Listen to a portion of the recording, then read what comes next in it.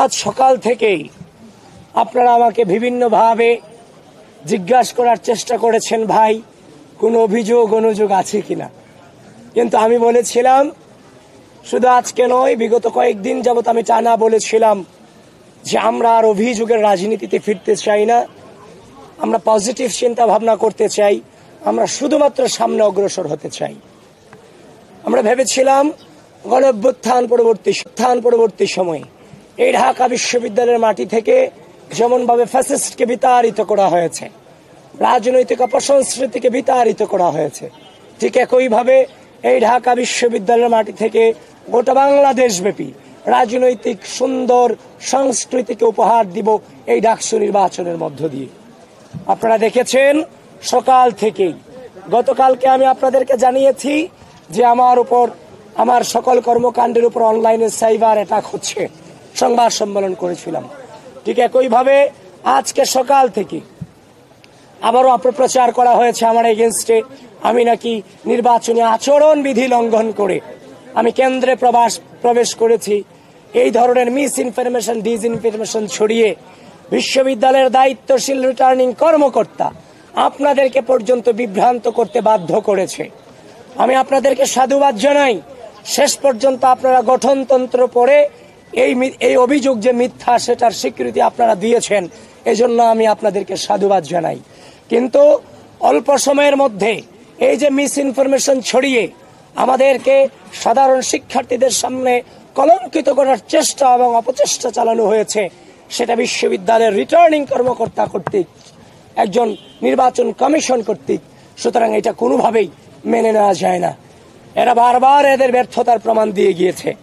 আপনি দেখেছেন আজ আমাদের নির্বাচনী গঠনতন্ত্রে আছে, আপনারা তো 2019 সালে ডাকসু নির্বাচন অনেকে কাভার করেছেন। এখানে ভিপিজিএস, এজিএস কি তাদের ভোট কেন্দ্র পরিদর্শনের সুযোগ ছিল না? অবশ্যই ছিল। তাদের কি পরিচিতি কার্ড থেকে শুরু করে তাদের আলাদা একটা পরিচিতি ছিল না? সব ছিল। কিন্তু বিশ্ববিদ্যালয় প্রশাসন এসব আয়োজনে চরম ব্যর্থতার প্রমাণ দিয়েছে। এবং আমরা প্রত্যেকটা কেন্দ্রে যখনই গিয়েছি আমাদেরকে বারবার এতিমের মতো দাঁড় করিয়ে রাখা হয়েছে, আমাদের সময় নষ্ট করানো হয়েছে। শেষ পর্যন্ত দেখতে পেলাম রোকেয়া হলের একজন মেয়ে ভোট কেন্দ্র থেকে ভোট দিয়ে বেরিয়ে এসে আমাকে অভিযোগ করছে যে ভাই, যে ব্যালট পত্র আমাদেরকে দেওয়া হয়েছে সেখানে আগে থেকে সাদিককে এবং ফরহাদের নামে ক্রস চিহ্ন দেওয়া রাখা হয়েছে। সেটা শুধুমাত্র রোকেয়া হলে ঘটে নাই, সেই ঘটনায় অমর একুশে হলেও ঘটেছে। অমর একুশে হলের যে ভোট কেন্দ্র সেখানেও ঘটেছে। তখন আমি যখন দুটাই ইনভেস্টিগেশন করতে গেলাম, চিফ রিটার্নিং অফিসারের নির্দেশক্রমে আমি ভোট কেন্দ্রে প্রবেশ করলাম এবং তাদেরকে জিজ্ঞাসাবাদ যখন করলাম, জানার চেষ্টা করলাম, তারাও সেটা মেনে নিয়ে বললো এটা কিভাবে হয়েছে আমরা জানি না। সুতরাং স্পষ্টভাবে জানিয়ে দিতে চাই, যেহেতু ঘটনা দুই জায়গায় ঘটনা ঘটেছে, প্রমাণিত হয়েছে, তার মানে এর আগেও অনেক ব্যালটে সম্ভবত, আমরা যতটা নিশ্চিত হচ্ছি, আমরা জানি না কত ব্যালটে আগে থেকে চিহ্ন ভরে ব্যালট বক্স ভরে দিয়ে রাখা হয়েছে, সেটা আমাদের এখনো পর্যন্ত আমাদের জানা নাই। যেহেতু ঘটনা দুইটা প্রমাণ পেয়েছি, তার মানে এরকম ঘটনা আরো ঘটেছে, এটা নিঃসন্দেহে, এটা আমরা অনুমান করতে পারছি। তো এখন কথা হচ্ছে, একদিকে এটা করে বেড়ালেন, নির্বাচনী কারচুপি করলেন, এখন নির্বাচনী কারচুপি করার পরে উল্টো দায় দেওয়ার চেষ্টা করলেন। তারপর হচ্ছে যে আমাদের যে সকাল থেকে পুলিশ এজেন্ট থেকে শুরু করে আমাদের প্রার্থীদেরকে তো জ্বালানো হয়েছে। তারপর হচ্ছে যে আমাদের যে সামনে যে আচ্ছা, যে 41 জন ব্যক্তির নাম তো মনে রাখা পসিবল না কারো পক্ষে। 41টা ব্যালট নাম্বার কি মনে রাখা সম্ভব? তা আমরা যখন ভোট কেন্দ্রের 100 মিটার দূরত্ব থেকে যখন আমাদের যখন ব্যালট নম্বরগুলো দিচ্ছিলাম, এগুলো সকালে প্রত্যেকটা কেন্দ্রে আমাদেরকে বাধা প্রদান করা হয়েছে, যেটা কোনোভাবেই মেনে নেওয়ার মতো নয়।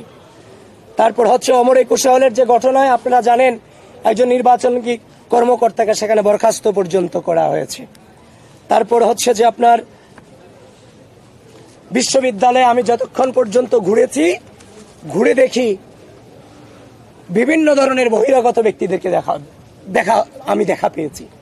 আমি আশ্চর্য হচ্ছি। কেউ বলছে কুড়িগ্রাম থেকে এসেছে, কেউ বলছে যে আমি এই এলাকার নেতা, আমি দেখেছি জামাতের অনেক নেতা পাশের নামে এই ঢাকা বিশ্ববিদ্যালয় আজকে সারাদিন ঘুরে বেরিয়েছে। তাহলে এই যে ঢাকা বিশ্ববিদ্যালয়ের ভিসি এবং প্রক্টর আমাদের পুলিং এজেন্ট দিতে গিয়ে আপনারা আমাদের সাথে নানান ধরনের প্রতারণা করেছেন। সেখানে নিরাপত্তা পাস নামে ঢাকা বিশ্ববিদ্যালয়ের বাইরে থেকে জামাত শিবিরের নেতা কর্মীদেরকে আপনারা ক্যাম্পাসে ঠাঁই দিয়েছেন। এটা কোনোভাবেই বরদাস্ত করার মতো ম্যাটার নয়।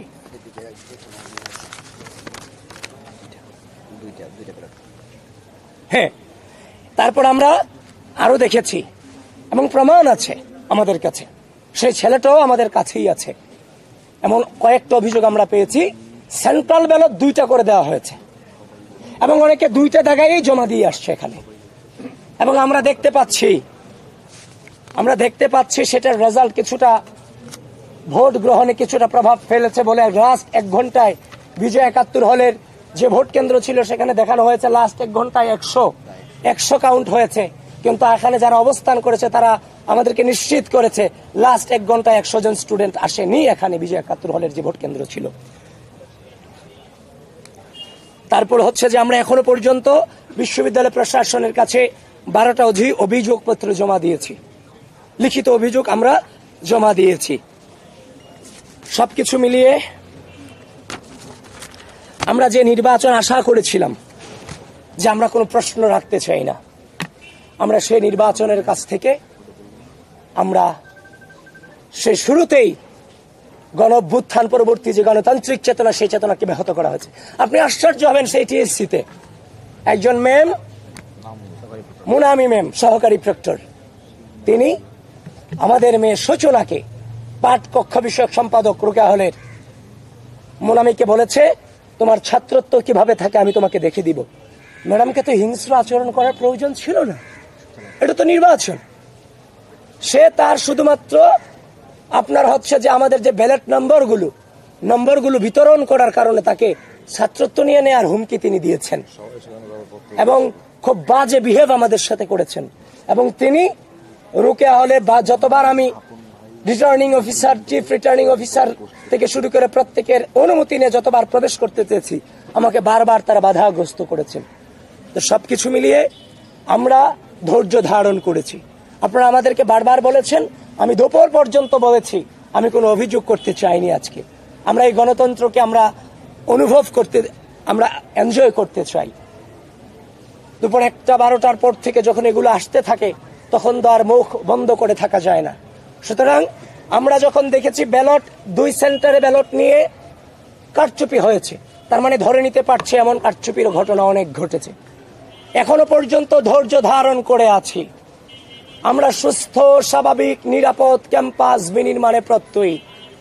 কিন্তু স্পষ্টভাবে জানিয়ে দিতে চাই, যদি একইভাবে ভোট গণনাতে ম্যানিপুলেট করার বিন্দু পরিমাণ চেষ্টা করা হয় এবং যারা বাংলাদেশের স্বাধীনতা সার্বভৌমত্বকে বিশ্বাস করেন না, যারা এই ক্যাম্পাসের সাধারণ শিক্ষার্থীদের মত প্রকাশের স্বাধীনতাতে বিশ্বাস করেন না, যারা এই ক্যাম্পাসের সাধারণ শিক্ষার্থীদের মানবাধিকারে পূর্ব বিশ্বাস করেননি, এখনো করেন না, তারা যদি ভোট গণনার ম্যানিপুলেটের মধ্য দিয়ে যদি নির্বাচনী ফলাফলকে ব্যাহত করার বিন্দু পরিমাণ চেষ্টা করে, ঢাকা বিশ্ববিদ্যালয়ের সাধারণ শিক্ষার্থীরা সম্মিলিতভাবে তাদেরকে প্রতিরোধ করবে ইনশাআল্লাহ। এবং আমরা ইতিমধ্যেই দেখতে পাচ্ছি নীলক্ষেত, কাটাবন, চাংখারপুল, চারদিক থেকে দেশব্যাপী জামাত শিবিরের নেতাকর্মীরা সংঘবদ্ধভাবে অবস্থান নিয়েছে। ঢাকা বিশ্ববিদ্যালয় প্রশাসন এবং রাষ্ট্রীয় প্রশাসন, নির্বাচন কমিশন, আমি আপনাদের সকলের প্রতি আহ্বান জানাচ্ছি, খুব দ্রুত এই ধরনের সন্ত্রাসী অবস্থান থেকে আমাদের ক্যাম্পাসের এরিয়াকে, ক্যাম্পাসের আশপাশ এরিয়াকে আপনারা মুক্ত করুন। এই ধরনের যোদ্ধাংদেহী অবস্থান কোনোভাবেই আমরা গণঅভ্যুত্থান পরবর্তী সময়ে আশা করিনি এবং সেটা রাখিওনি। সুতরাং আশা রাখছি আপনারা সেই ব্যবস্থাগুলো আপনারা নেবেন। আর এখন যেহেতু ভোট গণনা চলছে, আপনারা আপনাদের জায়গা থেকে সজাগ দৃষ্টি রাখুন, আমরাও আমাদের জায়গা থেকে সজাগ দৃষ্টি রাখার চেষ্টা করছি।